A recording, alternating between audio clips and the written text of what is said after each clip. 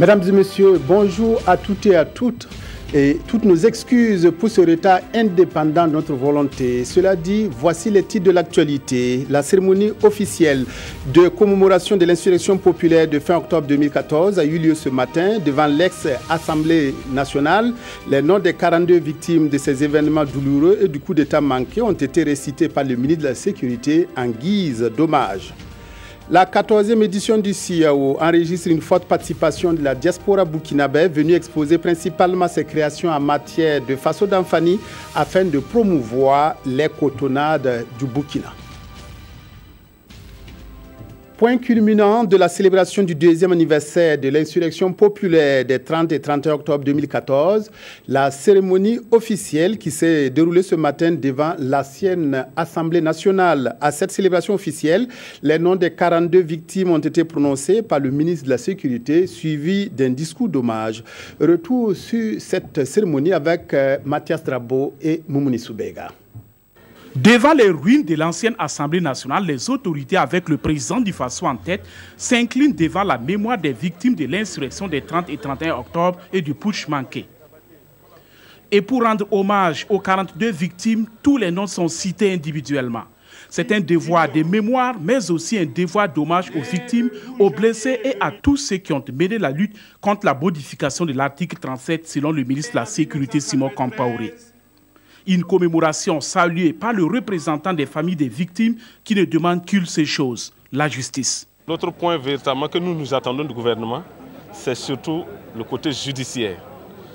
Le côté judiciaire, en tout cas nous restons vigilants parce que nous voulons que justice soit rendue aux martyrs, justice soit rendue aux blessés, que réparation soit faite à la hauteur des préjudices subis par les différentes personnes. En réaction, le ministre de la Sécurité, Simon Compaoré, s'est voulu rassurant. Tout est mis en œuvre pour que la justice soit rendue avant la prochaine commémoration de l'insurrection et du coup d'État manqué. Nous souhaitons vivement que l'année prochaine, lorsqu'il sera temps de revisiter ces journées historiques, que nous soyons à mesure de dire merci Dieu, parce que la justice a été rendue. Oui, nous souffrons tous de ces libérations, à gauche, à droite, et ensemble, parce que c'est ensemble que nous avons fait bouger les lignes les 30 et 31 octobre, que nous avons fait échouer le putsch du 16 septembre 2015. Et ensemble, nous allons faire bouger les lignes au niveau de la justice pour que la justice soit rendue à tous ceux qui sont morts. La célébration a également été marquée par des prestations de plusieurs artistes venus rendre également hommage aux victimes de l'insurrection et du coup d'État manqué. À l'issue de la cérémonie, hommes politiques et diplomates ont livré leurs sentiments à Moumouni Soubega. Ils soulignent tous que l'insurrection populaire fut un grand moment pour la démocratie au Burkina. Un peuple se soulève, dit non à un régime qui voulait en quelque sorte l'inféoder en voulant lui appliquer de force une constitution ou en tout cas une prescription dont il ne veut pas. C'est le fait que le peuple se soit instruit. Pour moi, le deuxième anniversaire est un jour vraiment il faut marquer de façon indélébile. Et comme l'a dit le ministre d'État, il faut que chaque année les Burkinabés se rappellent que c'est un jour qui est vraiment important et à jamais les Burkinabés devront s'en souvenir. Voilà ce que je peux dire. C'est un jour qu'on ne saurait éluder dans l'histoire du Burkina désormais. Des gens ont péri, particulièrement des jeunes sont tombés. On énorme plus d'une quarantaine de morts, avec des centaines de blessés. Ça, c'est un lourd passif, parce que nous pleurons aujourd'hui nos morts, nous pleurons les martyrs, mais pour nous, c'est des héros qui sont morts pour la liberté, qui sont morts pour la démocratie, qui sont morts pour que ce pays-là aille de l'avant. Donc, de ce point de vue, revenir ici sur les ruines et de se rappeler de la longue marche que notre peuple a eue pour dire non et résister, eh bien, c'est une fierté. C'est une fierté pour ce peuple-là. C'est une fierté pour l'ensemble des Burkinabés. Et cette fierté va au-delà de notre pays. C'est un moment historique dans notre pays. C'est un moment où nous étions tous dans les rues pour demander à ce que l'Assemblée nationale porte les voix du peuple, s'aligne sur la volonté du peuple. Donc c'est ce message qu'aujourd'hui nous devons retenir. Il est important que nos institutions soient à l'image du peuple. Il est important que tout ce qui se passe à l'Assemblée nationale, que le peuple à l'extérieur puisse s'identifier. C'est assez émouvant d'entendre, de revoir, de revivre les incidents de 2014. Et nous sommes très fiers de voir la résilience du peuple burkinabé et comment ils se sont pu se remettre sur leurs pieds et continuer. Aujourd'hui, c'était une preuve de cette résilience. Abbas Il-Boudo est l'un des blessés de l'insurrection populaire. Il a reçu une balle à un pied. 2 ans après ce douloureux événement, il a accepté de témoigner sur les conditions de sa prise en charge et les difficultés rencontrées pour reprendre sa vie d'élève. Les témoignages recueillis par Issaka Fando et Maïmouna Traoré. Quand Abbas Il-Boudo quittait sa classe pour participer à l'insurrection populaire le 30 octobre 2014, il était loin d'imaginer ce qui l'attendait au front. L'insurgé reçoit une balle au pied. Transporté d'urgence à l'hôpital Saint-Camille, il sera finalement hospitalisé à l'hôpital pédiatrique Charles de Gaulle. Un séjour de 55 jours aux frais de ses parents et grâce au soutien d'une bonne volonté qui vole à son secours avec un chèque de 600 000 francs CFA. Le chèque ne nous a pas trop servi, car on l'utilisait uniquement pour acheter les produits au sein de la pédiatrie. À chaque fois qu'on devait aller chercher le produit en pharmacie, c'était à nos frais. Nous ne savons pas comment ils ont géré le chèque. Nous avons pris en charge plus de la moitié des frais d'ordonnance. Malgré tout, Abbas ne recouvre pas la santé. Son cas nécessite une évacuation sanitaire au Maroc.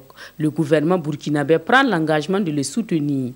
Mais face aux lourdeurs administratives qui retardaient son évacuation, il eut son salut grâce à l'intervention d'organisations de la société civile. C'est grâce à les personnes de bonne volonté comme l'association des blessés, les MDHP, le KSP, les patriotes du Faso, ceux qui ont tenu les mains pour que mes choses soient effectives, qui ont parlé au gouvernement pour qu'on m'évacue dans un autre pays, pour qu'on passe soigner mon pied parce que je suis encore petit. J'ai un avenir qui m'attend. Pris en charge par l'État, il embarque pour le Maroc. J'ai fait 3 mois premièrement avec ma mère, où j'ai effectué plus de 5 opérations. Et on est revenu ici. 3 mois après, je suis reparti, où j'ai fait 2 autres opérations et je suis revenu. Je suis reparti il n'y a pas longtemps, je viens d'arriver, ça vaut les 2 mois maintenant où j'ai fait 2 opérations. 2 ans après l'événement, son état de santé s'est amélioré. Mais il a perdu 2 ans dans son cursus scolaire et ses parents se retrouvent dans un état de dénuement total. J'ai perdu mon emploi. Toutes nos économies ont été utilisées pour soigner Abbas. Nous avons encore des ordonnances dont les frais n'ont pas été remboursés par l'État parce que non conformes. Abbas est menacé d'exclusion de l'école car n'ayant pas pu honorer ses frais de scolarité. Nous avons entrepris des démarches auprès du Fonds de solidarité, mais jusqu'à présent, nous n'avons rien reçu. Nous comptons beaucoup sur cette aide pour payer la scolarité d'Abbas. Mais Abbas ne perd pas espoir. Son séjour marocain lui a permis de nouer des relations d'amitié et ses amis promettent de le soutenir dans ses études. Familles des victimes et blessés de l'insurrection ont été reçues hier par le président du Faso, Roch-Marc Christian Kaboré, a initié cette rencontre pour échanger avec les familles de leurs préoccupations et envisager des solutions aux problèmes rencontrés par les uns et les autres. D'ores et déjà, les familles des victimes ont apprécié les actions menées par le gouvernement burkinabé. Bouma Ernest Nebié. C'est une rencontre voulue par le président du Faso, Roch-Marc Christian Kaboré, pour mieux comprendre les problèmes que vivent les familles des victimes, les blessés de l'insurrection populaire des 30 et 31 octobre 2014 et du putsch manqué du 16 septembre. Occasion pour ces derniers pour remercier le gouvernement pour les efforts déjà consentis en leur faveur. Nous avons eu à rencontrer le président à plusieurs reprises. Il y a eu des décisions qu'il a prises que nous avons constatées déjà sur le terrain. Toutes les mesures qui avaient été préconisées sous la transition ont été intégralement mises en œuvre. Nous avons évacué 5 personnes qui sont parties en Tunisie, qui ont été opérées, qui sont rentrées. mais le nombre de blessés est supérieur à 5. Et j'ai réaffirmé que avec l'hôpital qui traite nos malades en Tunisie, nous avons pris les dispositions pour qu'une équipe médicale vienne ici à Ouagadougou pour procéder aux différentes interventions de manière à ce que la plus grande majorité bénéficie des soins. Tout n'est pas rose. Les associations des blessés de l'insurrection ont soulevé un certain nombre de difficultés, des préoccupations qui se résument toujours à des questions de soins et à l'emploi. Il y a des gens qui, après 2 ans, n'arrivent pas à travailler. Des gens qui n'arrivent pas à travailler, donc c'est vraiment compliqué. Pour les familles des victimes, c'est la question de la justice qui est évoquée. Nous, notre position reste ferme, c'est la question de la justice. Le président du Faso rassure. Nous nous sommes engagés à ce que la justice soit faite sur l'ensemble des dossiers sur lesquels nous sommes en cours. Pour faciliter la résolution de leurs problèmes par l'État, le président du Faso a demandé aux différentes associations de renforcer la cohésion à leur sein. Il y a 2 ans, Fada N'Gourma était aussi en ébullition pour s'opposer à la modification de la Constitution. 2 ans après, les séquelles de cette mobilisation populaire sans précédent sont toujours visibles dans la cité de Yandabli. Le constat est fait par Presley Kemtore et Mahamadi Ouedraogo. 2 ans après l'insurrection populaire des 30 et 31 octobre 2014, la ville de Fada N'Gourma garde toujours les stigmates des manifestants. Le pied-à-terre de l'ancien chef de l'État Blaise Compaoré est devenu un champ de ruines à la merci des animaux. Ces bâtiments impressionnants avec ces installations ultramodernes ont été littéralement dévastés. En plus de ces bâtiments, certaines infrastructures et entreprises appartenant à des personnes supposées proches de l'ancien président ont été vandalisées et incendiées. La viande, il y avait des merguez de saucisson conservés dans le frigo. Ils ont tout pillé, cassé les bouteilles. Ça nous a vraiment remis au début encore, parce que jusqu'à là c'est fermé. Voilà, parce qu'on a essayé de payer les miroirs pour faire fonctionner la boîte en attendant. En marge de ce 2e anniversaire de l'insurrection populaire, bon nombre de citoyens de Fada semblent regretter les événements et reprochent à l'actuel gouvernement d'observer une lenteur dans le traitement des dossiers judiciaires. Je pense qu'on a été un peu trahi parce que nous on voulait une purification totale. Voilà. Mais malheureusement, on constate que beaucoup de choses d'hier se produisent encore aujourd'hui. Nous étions dans les rues pour réclamer la bonne gestion économique, financière du pays. Et l'arrêt des crimes économiques, des crimes de sang et autres. Malheureusement, 2 ans après, on reste sur notre soif. Certaines victimes sont même dubitatives quant à l'aboutissement de leur requête. Des autorités sont venues quelques semaines après, ils ont fait l'état et ils ont fait ressortir qu'on avait perdu plus de 2 millions de matériel et ils disaient qu'ils allaient indemniser. Jusqu'à là, c'est resté comme ça. La population exhorte également le gouvernement burkinabé à redoubler d'efforts dans l'assurance de la sécurité des personnes et des biens, mais aussi dans la réhabilitation des routes nationales et régionales de l'Est. Marche et contre-marche, des stades remplis recto verso avec intercalaires, lenga, bref, de nouveaux vocables avaient fait leur apparition avant l'insurrection populaire. Et tout sur les différentes manifestations de rue et grands rassemblements qui ont précédé le soulèvement populaire avec Nyarkiteda. Si sur une question il n'y a pas de consensus au niveau national, le peuple sera appelé à dire ce qu'il pense. C'est dit, le ton est donné, l'équivoque est levé. Et c'est à Dori dans le Sénat que Blaise Compaoré lance le pays sur la voie référendaire à l'occasion de la commémoration du 11 décembre 2013. Déjà sur le qui-vive, l'opposition politique se sent piquée dans son amour-propre et s'organise mieux. Elle se fera entendre en janvier 2014 par une marche-meeting à laquelle participent les RSS, Roch, Salif et Simon, qui venaient de quitter le CDP pour aller à l'opposition. Dès lors, ce sont des marches et contre-marches entre anti- et pro-référendum à travers le territoire national. Le 31 mai 2014, l'opposition fait le plein du stade du 4 août pour un meeting historique. Carton rouge. Carton rouge. Carton rouge. Nous disons, c'est pas nous qui chassons Blaise Compaoré, c'est la Constitution qui exige son départ. Le stade du 4 août est rempli recto verso, en haut et en bas. Le débat est clos. Mes chers camarades, celui qui dit qu'il peut, il n'a qu'à peu, on va voir. La majorité réplique. Le 21 juin 2014, le même stade du 4 août fait son plein à l'appel du parti au pouvoir, le CDP, le Congrès pour la démocratie et le progrès.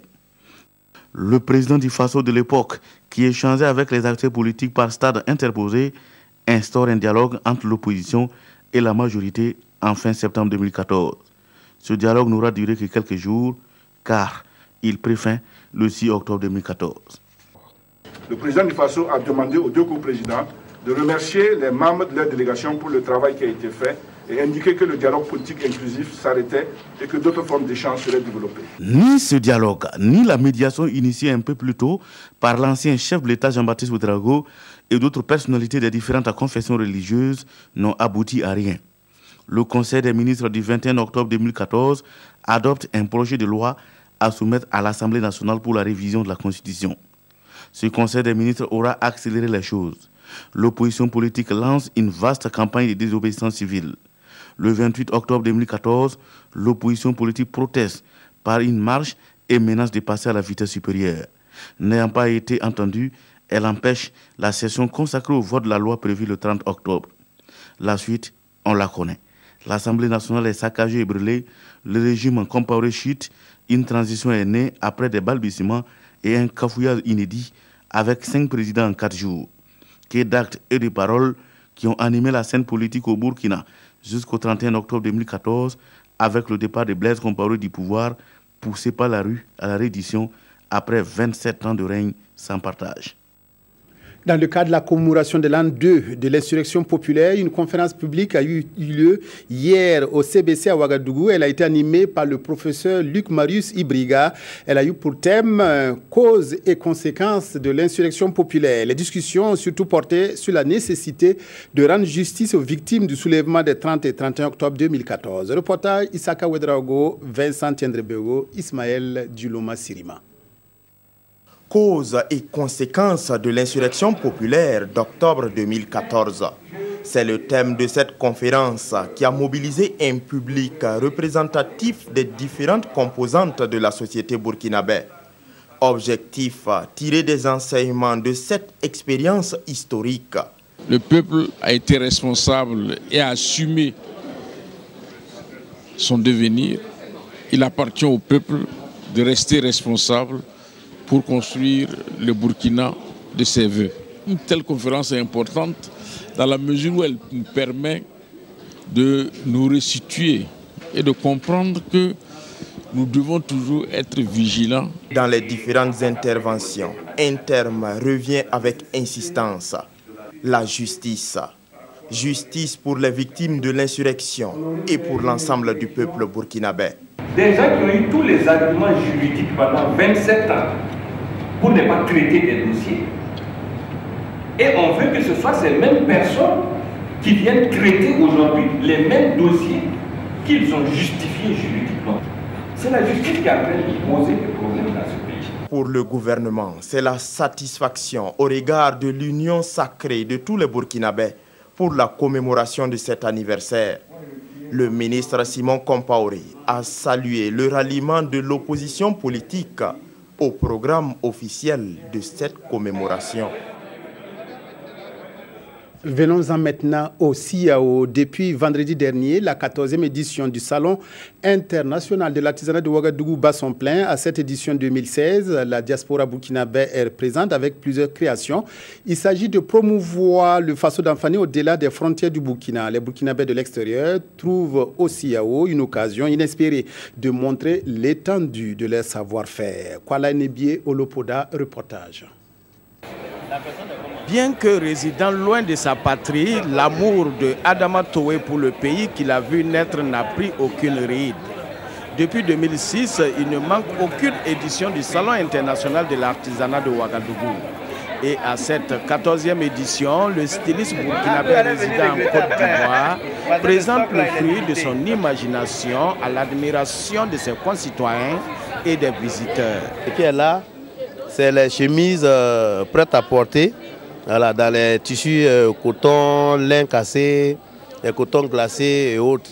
Et la spécialité d'Adama Towe, ça c'est fait avec le sac de pommes de terre, voilà, pour faire de la récupération. Et vous avez même aussi à Nat, un spécial gilet fait à base de raffia avec le truc de coco. Voilà. Autre pays de résidence, le même amour pour la terre natale. Georges de Baziri réside en France. Le promoteur de la marque GX226 participe pour la première fois au CIAO. Sa spécialité, le faso d'Anfani. Le faso d'Anfani est en vogue. Donc, comme on appelle ça, c'est une opportunité pour nous, couturiers burkinabés, de venir présenter nos collections et montrer ce que le faso d'Anfani peut faire au-delà du Burkina. Pour cette diaspora burkinabé, le CIAO est une opportunité pour nouer des contacts et promouvoir le savoir-faire burkinabé. Les Burkinabés ont du talent et c'est ce talent qui s'exprime à cette 14e édition du CIAO aux côtés d'autres créations sans aucun complexe. Sport Tour du Faso, le vainqueur de la 4e étape du Tour cycliste international du Faso se nomme Karamoko Bamba de la Côte d'Ivoire. Sur une distance de 136 km entre Kombisri-Po et Thiébélé, l'Ivoirien s'est montré intouchable. Le maillot jaune change d'épaule et est désormais la propriété du Français Grégoz Kiatowski. Le maillot vert est toujours sur les épaules de l'Érythréen Solomo Zemenzes. Fin de cette édition. Merci de votre aimable attention à la RTB. Excellent après-midi à toutes et à tous.